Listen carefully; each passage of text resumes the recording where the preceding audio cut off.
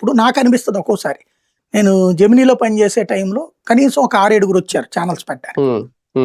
50 కోట్లు ఖర్చు పెడతాం, 70 కోట్లు ఖర్చు పెడతాం, మీరు నడపాలని. నేను సన్ నెట్వర్క్, పెద్ద నెట్వర్క్, కంఫర్ట్ ప్లస్ 0 నుంచి దాని పైకి తీసుకొచ్చి టాప్ 7లోకి తీసుకొచ్చాను.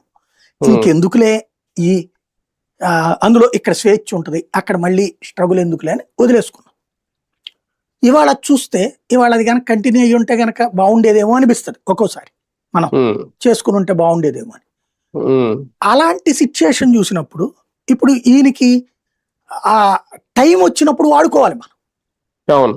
ఇప్పుడు కొంతమంది అంటుంటారు ఇప్పటికి కూడా మిత్రులు, మీరు మీ స్ట్రేచర్కి ఒక ఛానల్ నడపాలి సార్, మీ వెనకాల మీరు ఎందుకు సీరియస్గా తీసుకోవట్లేదని. ఎవరన్నా పెట్టాలి కదా నాయన అంటే.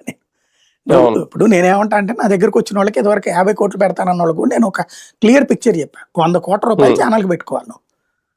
అది మొత్తం ఒక అకౌంట్లో జాయింట్ అకౌంట్ పెట్టాలి.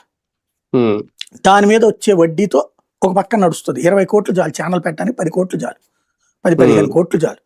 మ్యాన్ పవర్ కి నెలకి జీతాలు మిస్ కాకుండా 5 ఏళ్ళు ఇవ్వగలగాలి. ఆ తర్వాత వచ్చేది ప్రాఫిట్. 5 ఏళ్ళు మనం అట్లాగా ఎవడి ఒత్తిడికి లొంగకపోతే సర్వైవ్ అవుతాం. అప్పుడు నీకు ఆ తర్వాత రిటర్న్స్ ఉంటాయి. అప్పుడు ఎప్పుడైతే జెన్యూన్ గా రిపోర్టింగ్ చేస్తాం మనం. అదే ఓ 25 కోట్లకో 50 కోట్లకో పెడితే తర్వాత జీతాలు ఇవ్వలేకపోతే మనం వెళ్ళి వాళ్ళకి లొంగిపోవాల్సి ఉంటుంది. అధికార పక్షానికో ప్రతిపక్షానికో లొంగిపోయి పనులు చేసుకోవాల్సి. ఈ విషయాలు నేను చెప్పి సెట్ చేసేవాడిని.